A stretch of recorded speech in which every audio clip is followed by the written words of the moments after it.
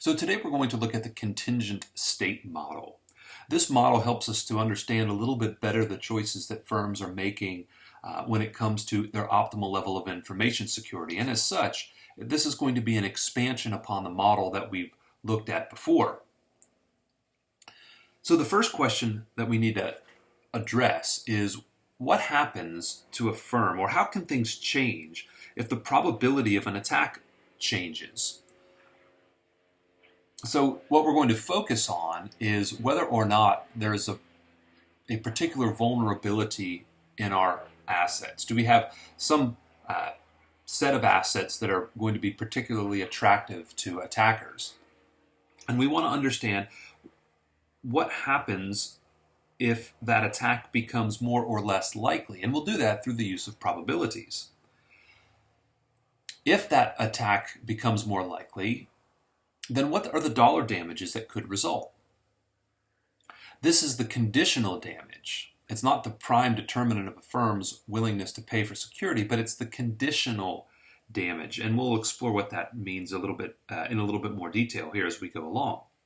The damage profile changes are certainly going to occur. We've seen this in the past. So if you recall, we have this profile that reflects the firm's maximum willingness to pay for one more unit of security. In other words, as we look at that damage profile, by looking at the height of the damage profile, we can determine what is it worth to the firm, what are the benefits to the firm for securing a particular asset or a particular vulnerability. So this height is the dollar value a firm attaches to the possible damage another unit of security might prevent. And notice those terms possible and might. There's no guarantee that we will have an attack, first of all, nor is there a guarantee that we will prevent the attack. But as far as the firm is concerned, the possibility of preventing another attack is what they do have some control over. They can at least put some effort towards preventing that attack. The value of the damage averted is, we can calculate that, but only to an extent. We're going to calculate the expected value of the prevention of that attack. So again, you might not have an attack. So the value that we're calculating here is just a potential value. It's the expected value because you don't know the actual value at the time you're choosing the amount of security. That height of the damage profile, remember, it reflects two concerns. It reflects, first of all, the likelihood of a vulnerability being attacked. Will it or won't it? Nobody knows. The more security that you adopt may not actually prevent anything. So that's one thing to consider. The second thing that height of the damage profile reflects is if you are attacked, what dollar value is protected? Well, it's conditional on the attack happening, and that's what we mean by these conditional, this conditional state. So either there is $0 if the attack doesn't happen, or it's the conditional damage of the attack happening. So that's the dollar value of the damage averted. If there's no attack, there's no dollar damage averted. If there is an attack, the question is, can you prevent that attack? So what we do here is that we calculate the expected dollar value of the damage averted. This is the sum of the probability weighted dollar values. So again, probability is the chance that an attack, a probability is the PROB is the probability that a particular vulnerability is not attacked. So if there's no attack, there's no dollar damage averted. So it's the probability times 0 plus 1 minus probability, which is the probability that the attack actually happens, times the dollar of conditional damage averted. So the value from the information security that you are paying for depends on the probability that a vulnerability is attacked successfully. So as we look at these profit possibilities and preferences, you don't know the profit after paying for information security because you don't know if an attack will happen. If you prevent the attack, then yes, it's certainly valuable. But the firm chooses an amount of upfront information security expenditure to mitigate the amount of profit lost only if a specific information vulnerability is attacked. So a firm faces multiple profit possibilities as they look at how much information security they should invest in. They could spend no dollars of information security at all. That's certainly a possibility. And if they do that, then the highest profits that they can attain are those when there are no attacks. These are what we call good state profits, or pi-G.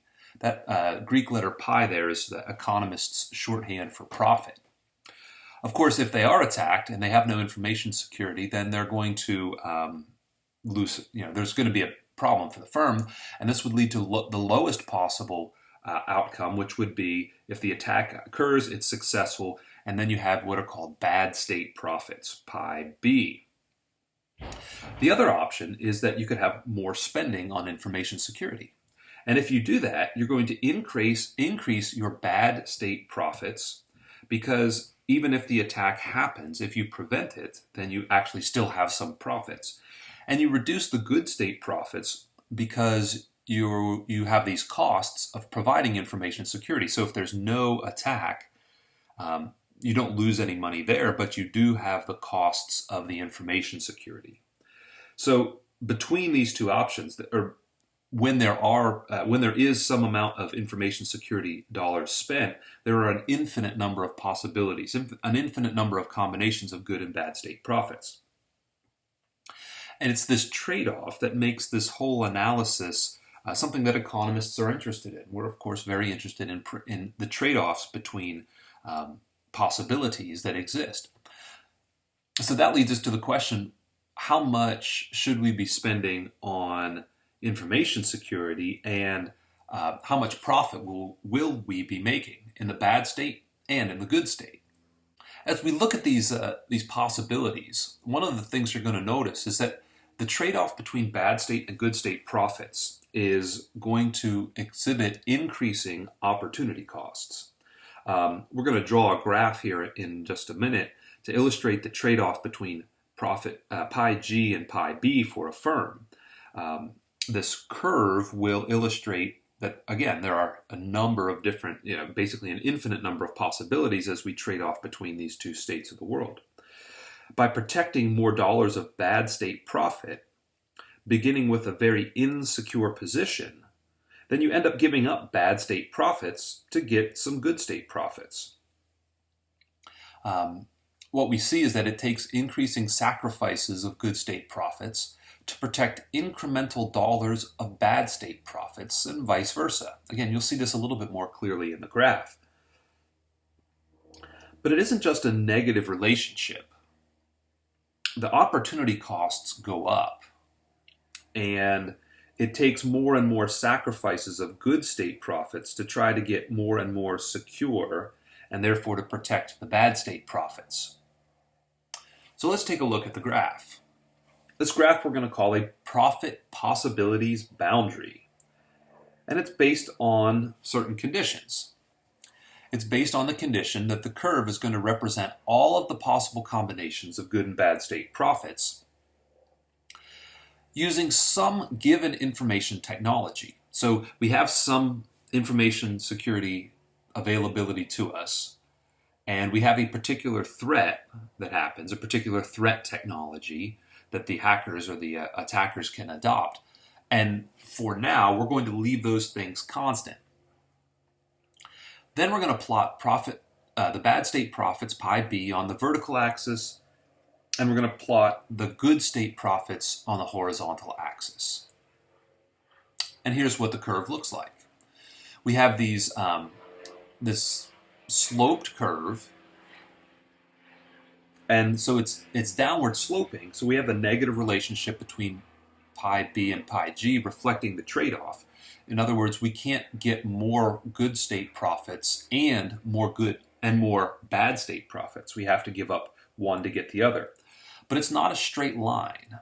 And that reflects the changes in those opportunity costs as we move from one spot to another. Moving rightward, which would mean less information security, requires increasing amounts of pi b to be foregone, meaning we give up some more bad state profits to get more good state profits. The less information security you have, the more bad state profits are sacrificed from each additional dollar cut in information security. So as we move along that horizontal axis, moving to a world where we have more good state profits, remember those good state profits occur because there's no attack. And we give up progressively more and more bad state profits because if there is an attack, well, we got a problem and we lose our bad state profits. If we're moving leftward, meaning we have more information security, meaning we're more active in protecting our assets, this achieves decreasing amounts of bad state profit to be safeguarded. The more information security you have, the more good state profits are sacrificed per additional dollar of bad state profits safeguarded. The profit possibilities boundary is the constraint faced by the firm. You can't get high levels of both bad state and good state profits. You've got to choose. You can choose no information security, and if you do that, that means you're basically in that along the horizontal intercept of the graph. Let's go back to the graph here just for a second. So if you choose no information security, then you're on the horizontal intercept. You spend tons and tons and tons of money, on the other hand, and then you end up on the vertical intercept. To understand where the best point is for the firm, though, we need to know a little bit more. We need to understand how the firm values the different levels of profit. And to do that, we need another kind of expected value. We're going to calculate here something called expected utility. Managers have different preferences for things.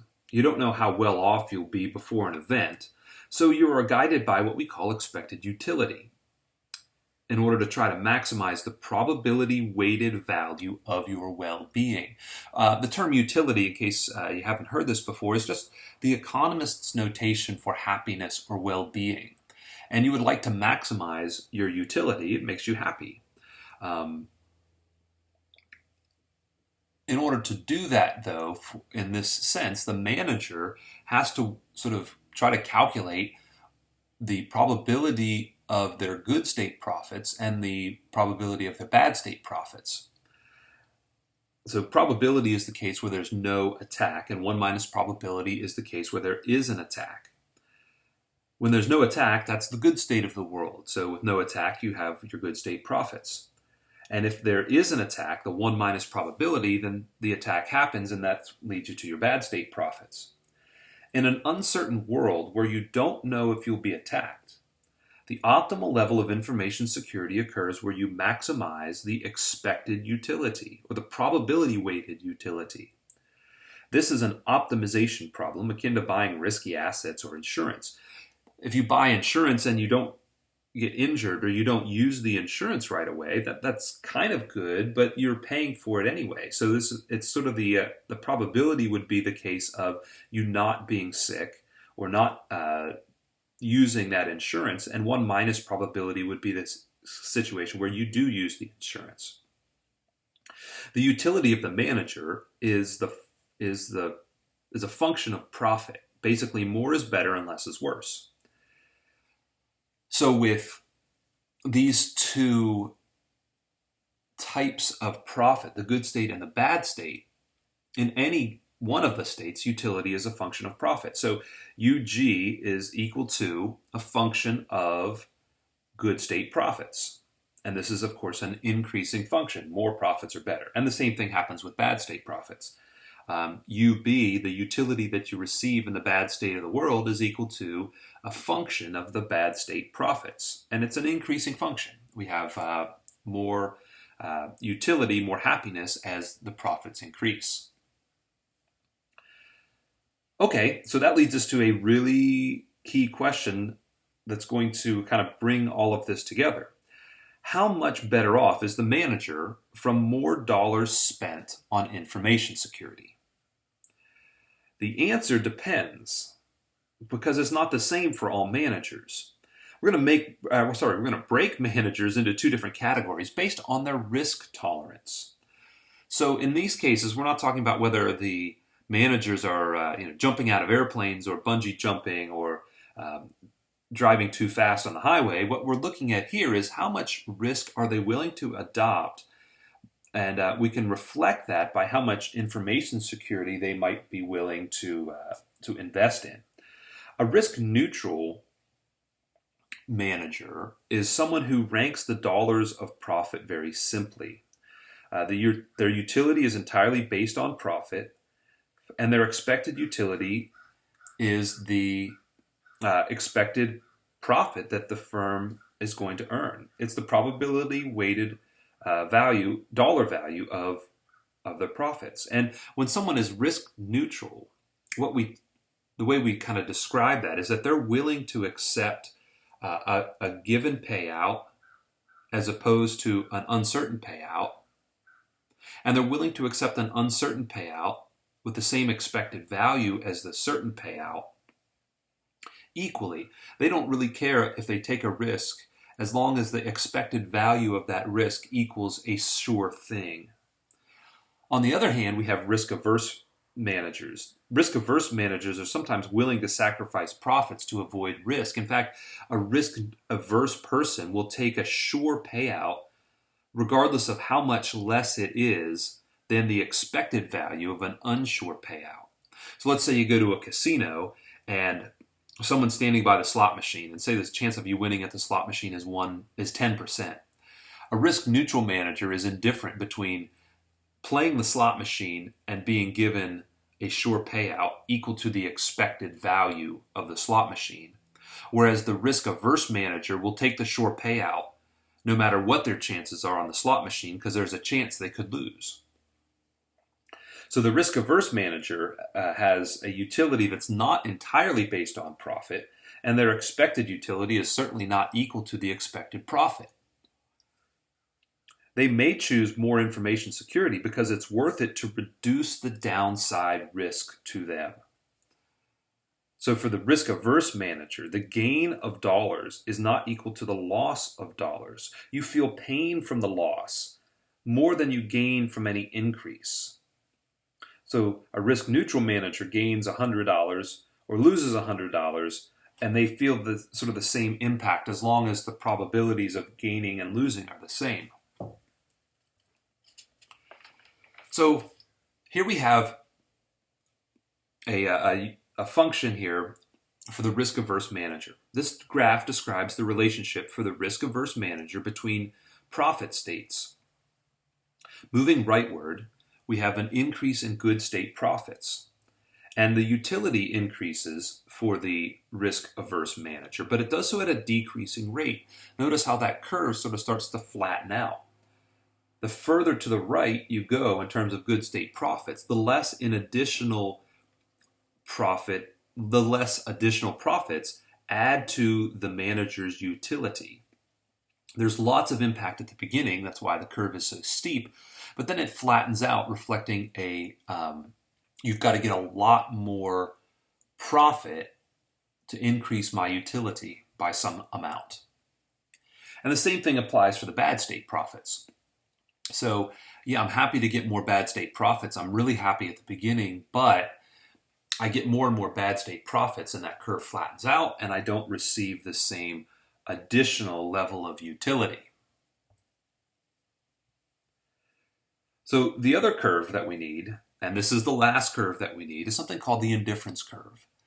An indifference curve is a curve that shows the combinations, in this case at least, of good state and bad state profits, where each combination along the curve provides the same level of expected utility. So no matter where you are on the curve, a lot of bad state profit and a little good state profit, or a lot of good state profit and a little bit of bad state profit, you're equally happy. So the risk-averse indifference curve has this downward slope to it, but it's not a straight line. And that sort of just reflects the trade-offs that have to be made. If you're going to try to induce me to take more and more and more good state profits, I'm going to have to give up progressively more and more and more bad state profits. So this is the indifference curve, and again, the slope is negative, which means that taking away good state profits have to be compensated with more bad state profits if you're going to maintain a constant utility. Now let's just say a couple words about indifference curves here before we move on. In terms of indifference curves, we can think of this as a map or a mountain, where the further up the mountain you go, and by up we mean to the northeast, the higher your expected utility. Now every point along a curve gives you the same utility, but higher utility curves further to the northeast are much more preferred because it gives you higher happiness levels. So we can have an indefinite number of indifference curves, but the one that's furthest to the northeast is the most preferred. Now notice that the indifference curves do not cross. And the reason that is because if they did cross, it would suggest that you could be on two different indifference curves and receive the same level of utility. That's not the case. Because they don't cross, we can definitely say that the further to the northeast you go, the higher your utility, the higher your expected utility. But your happiness is limited by certain constraints. In this case, your happiness, your expected utility, is limited by the amount of information security technology, the threat technology, things that are out there that may be beyond your control. And so, combining the profit possibility boundary and the indifference curve, we can now describe some things about optimal information security. A given profit possibility boundary and the most preferred bundle of good and bad state profits occurs at the tangency of these curves. Now, if you remember back, we had a whole bunch of indifference curves that you could have. But the highest curve you can reach is the one that's just tangent, that just barely touches the profit possibilities boundary. And that will give you the optimal level of information security. And by optimal in this case, what we're doing is we are maximizing the well-being, the happiness, or the expected utility of the manager, given the constraint of the profit possibilities boundary. So that's what you need to find the optimal amount of information security, the optimal amount of bad and good state profits, and the optimal amount of happiness that's generated for the manager. If everything stays as is, then all we have to do is find that tangency. But of course, the world never just stays as is. What happens if the chance of an attack increases? Well, if that occurs, we're going to observe some changes here. In this case, if the chance of an attack increases, that really increases the possibility of being in the bad state. So what leads the firm to respond to this?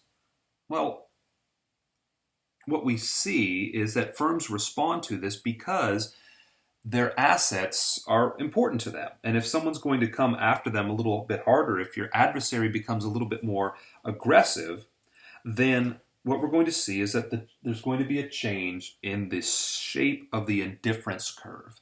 In this case, it's going to become flatter. That's what we see here as we move from that white indifference curve to the red indifference curve. So why is that happening?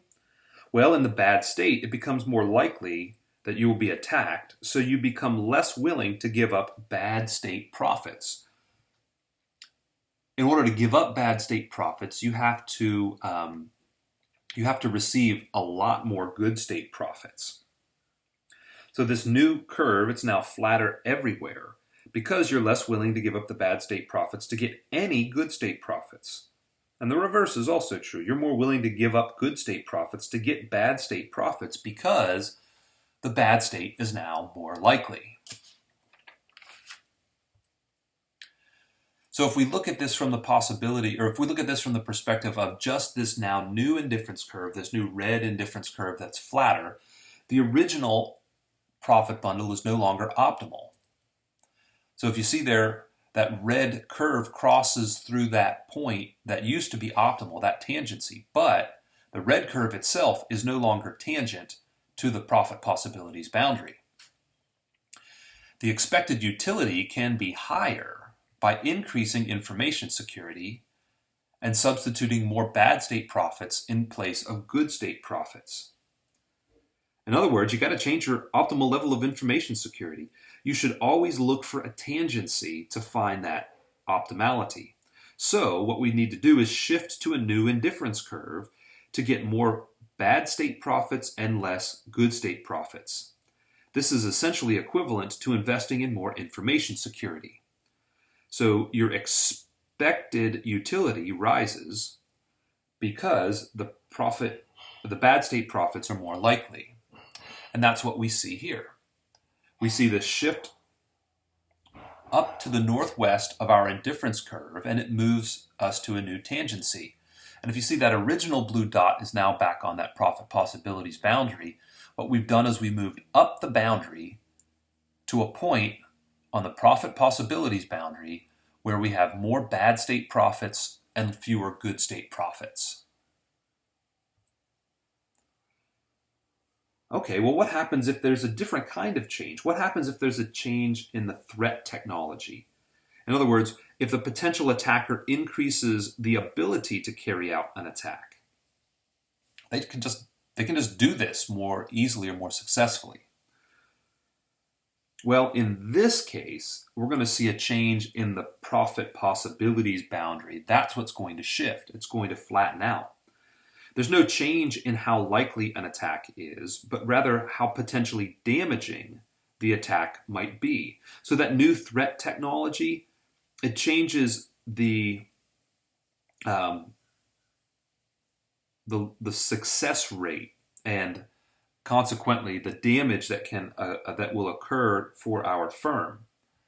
And so that profit possibilities boundary flattens out, indicating that any additional dollars spent on information security are now less effective at mitigating the lost profit if there is an attack.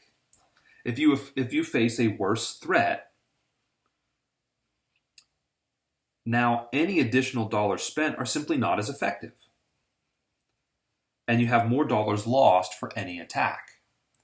Now, once we shift to that red profit possibilities boundary, we're no longer at an optimal level. We need to also shift the indifference curve. So where do we move? Well, in the bad state of the world, we're definitely going to see a decrease in bad state profits. But good state profits are a little bit harder to identify. We can't really tell what's going to happen to good state profits. Good state profits might increase, and that could happen because we spend less on information security, because the increased threat we face sort of causes us to shrug our shoulders and kind of give up. But we could also see worse good state profits because we're risk averse and we end up spending more on information security, and as a result of that, our good state profits end up going down because we have higher costs. Okay, so that's the risk averse manager. The risk neutral manager is a lot more straightforward, and I think we can go through it a little bit more quickly. The risk neutral manager has a utility function that's a straight line, because it's directly related to profits.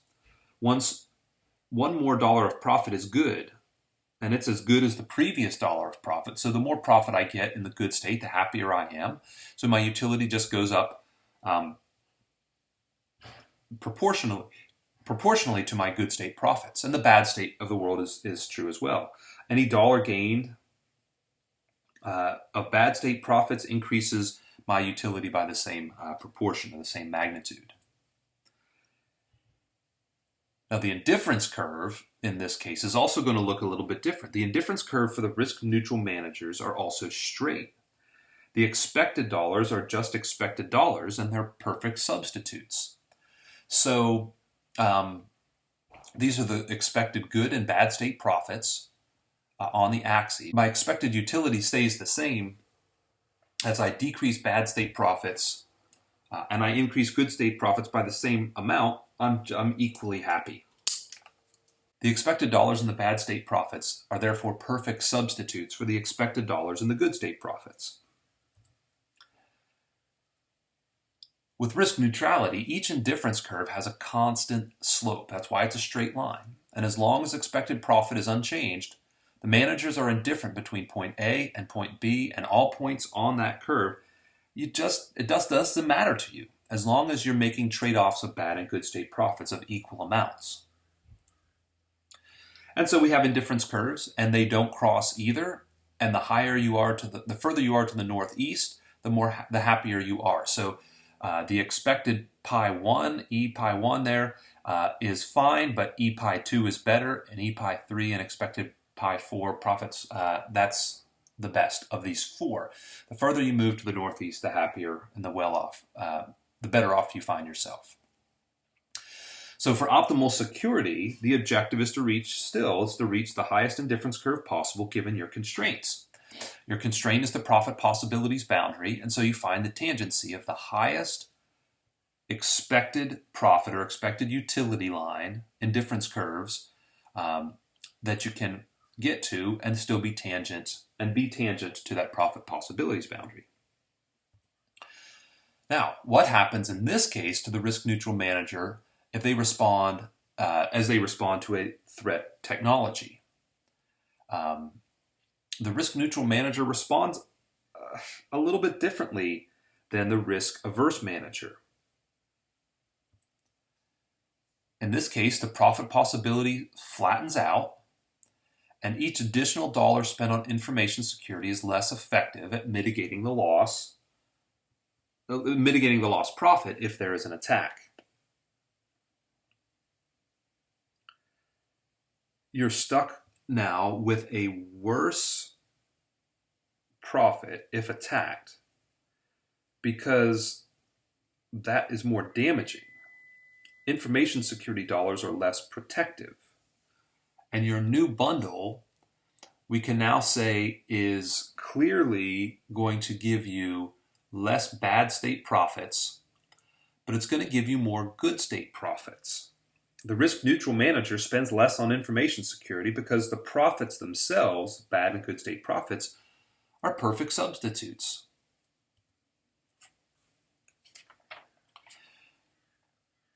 Because the risk neutral manager is different than the risk averse manager, we can say that the risk neutral manager is willing to give up information security, and that leads them to higher good state profits.